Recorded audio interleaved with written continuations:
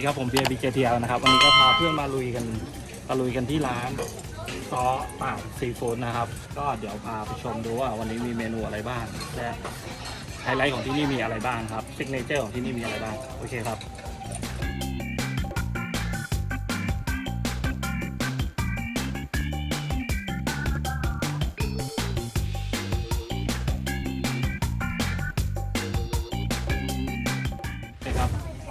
วันนี้เรามาอยู่ที่ซอย6นะครับนักจากซอย6เป็นร้านลับที่ไม่ลับนะครับ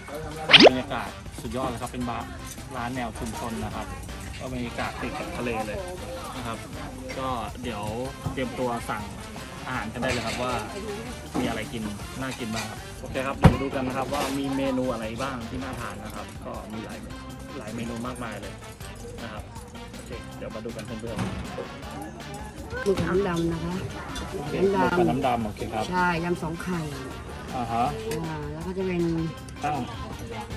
กั้งมันไม่มีรูปมันมีกั้งกระดานกั้งกระดานใช่ไหมกั้งกระดานเท่ากระเทียมไม่ใช่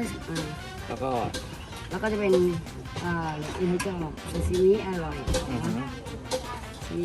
จะแนะนำเนาะแล้วก็จะมีตำนี้ก็ได้เหมือนกันเมนูที่อยากกินมากเลยนะครับวันนี้ก็จะเป็นพวกที่ผมมาที่นี่ก็คือกั้งทอดกระเทียมนะ1 เมนูแล้วก็หมึกน้ำดำนะครับหมึกน้ำดำแล้วก็อยากกินผัดฉ่าเอ็นหอยจอบนะครับนี่เลยตามนี้เลยแล้วก็มีข้าวผัดปูแล้วก็หอยเจาะโอเคลองดูแค่นี้ก่อนเนาะ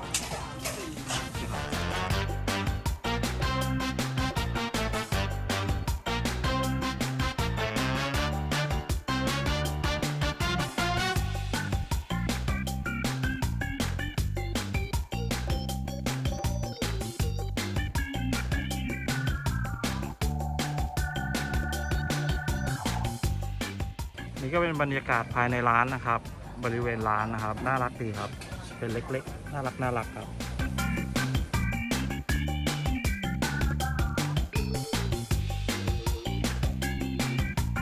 อะไรกี้นี่กินหมึกน้ำดำอ่ะครับพี่กินนิดนึง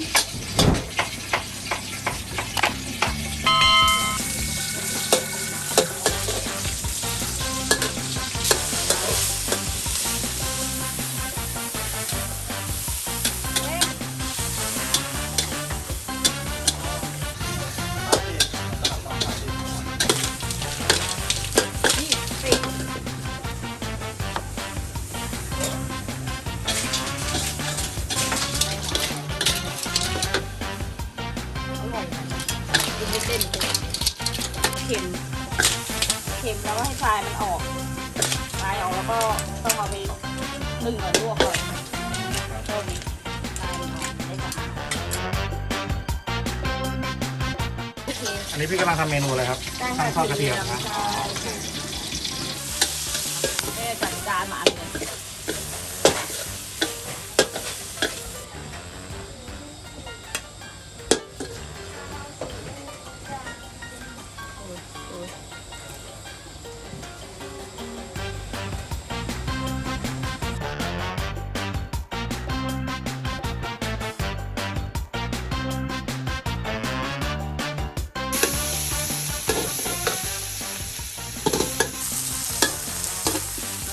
ไปหมดเลย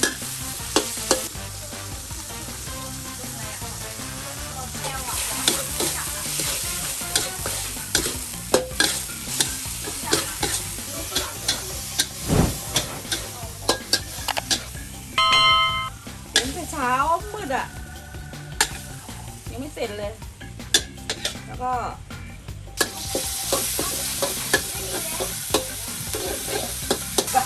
ผัดกะหล่ำปี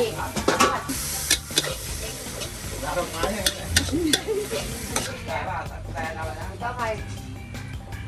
ลงไปแล้วจ้ะตัวที่ไหนได้ตอนนี้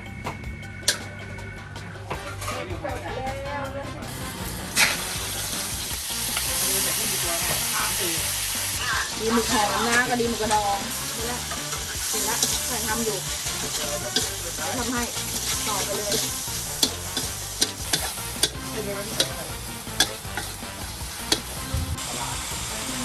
โ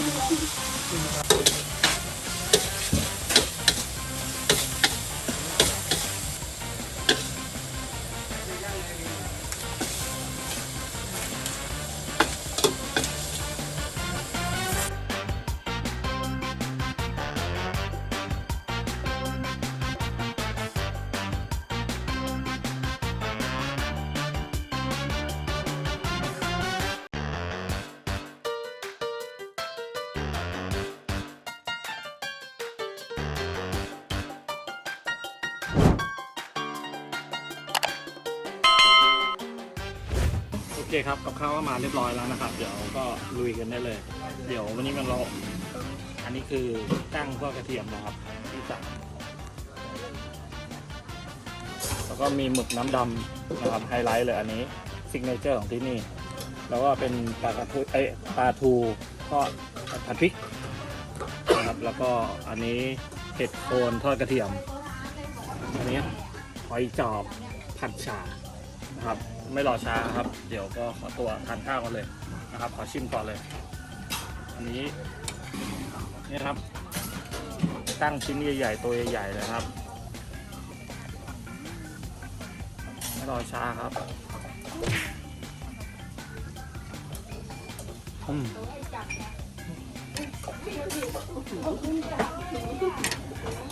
รสแบบบ้านๆนะครับ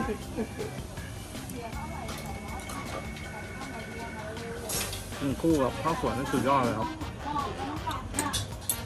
อันนี้แนะนำเลยว่าอร่อยจริงนะครับเดี๋ยวอาหารรายการที่2เลยเดี๋ยวลุยเลยครับโอเคครับหมึกน้ำดำนะครับไม่รีรอดำ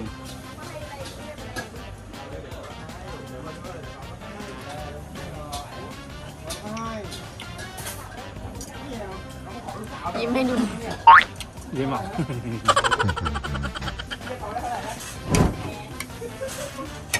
อันนี้นะรสชาติจะประมาณว่าความกรอบของปลาหมึกมันจะกรอบนะครับแล้วก็จะมีเท็กเจอร์คือรสชาติหวานๆปลาแรมๆเข้ามาอร่อยครับอันนี้นะครับปลาเห็ดโคนทอดกรอบทอดกระเทียมสามารถกินได้ทั้งตัวเลยนะครับอันนี้ผมน้ำจิ้มซีฟู้ดใส่ไปหน่อย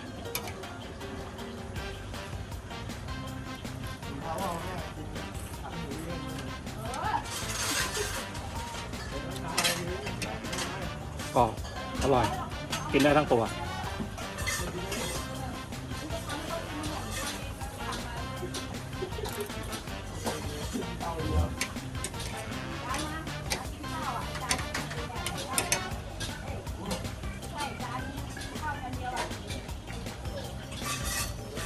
นี้อยากลองมาก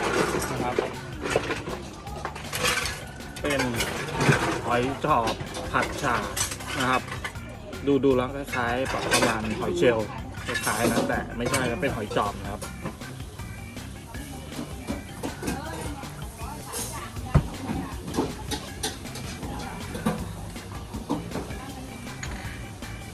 รสชาติเขาจะประมาณหนึบๆไม่เหนียวผัดฉ่าเผ็ดกลางดีรสชาติดีครับใครที่ชอบหนึบๆนะแนะนำเลยอร่อยไม่เหนียวนะครับอันนี้คือเมนูสุดท้ายนะครับที่อยากให้เพื่อนๆลองนะครับเป็นปลาทูผัดพริกสดนะครับปลาทูทอดผัดพริกสด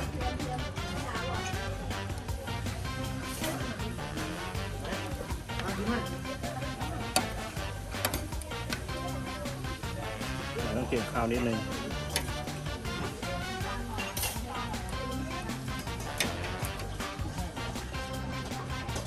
เรียนเข้าทางตรงไม่ต้องอ้อมครับ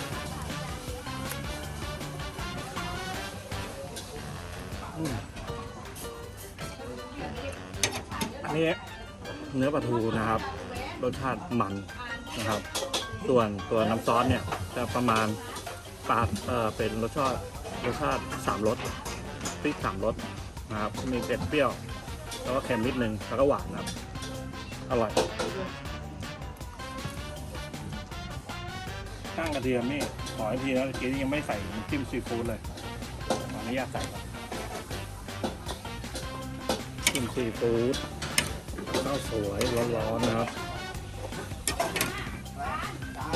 โคตรอร่อย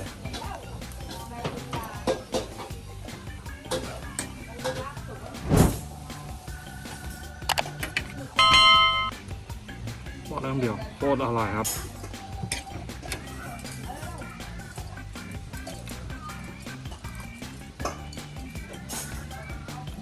โอเคครับถ้าไหนชอบคลิปนี้นะครับอยากจะเดี๋ยวผมจะแนะนำให้ว่าร้านอยู่ตรงไหน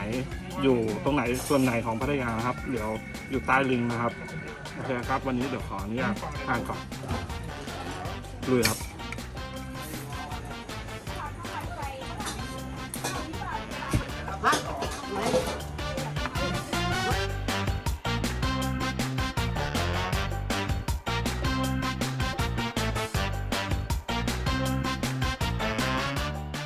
ถ้าเพื่อนๆชอบคลิปนี้นะครับก็ฝากเพื่อนๆกดไลค์กดแชร์กด Subscribe ให้ผมด้วยนะครับเป็นกำลังใจให้ผมBJที่เอาด้วยนะครับแล้วเดี๋ยวคลิปหน้าผมจะพาไปตะลุยร้านลับร้านไหนก็ฝากติดตามด้วยครับเจอกันครับ